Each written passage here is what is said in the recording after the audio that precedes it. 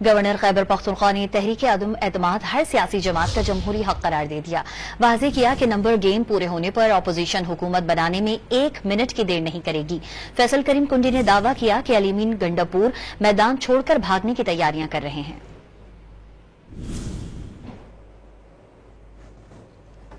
Governor Khyber Pakhtunkhwa ने तहरीक अदम एतमाद हर सियासी जमात का जमहूरी हक करार दे दिया। वाज़ेह किया कि नंबर गेम पूरे होने पर अपोजिशन हुकूमत बनाने में 1 मिनट की देर नहीं करेगी। फैसल करीम कुंडी ने दावा किया कि अलीमीन गंडापुर मैदान छोड़कर भागने की तैयारियां कर रहे हैं।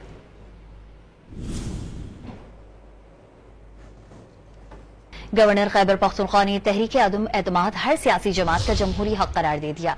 वाज़ेह किया कि नंबर गेम पूरे होने पर अपोजिशन हुकूमत बनाने में 1 मिनट की देर नहीं करेगी। फैसल करीम कुंडी ने दावा किया कि अलीमीन गंडापुर मैदान छोड़कर भागने की तैयारियां कर रहे हैं।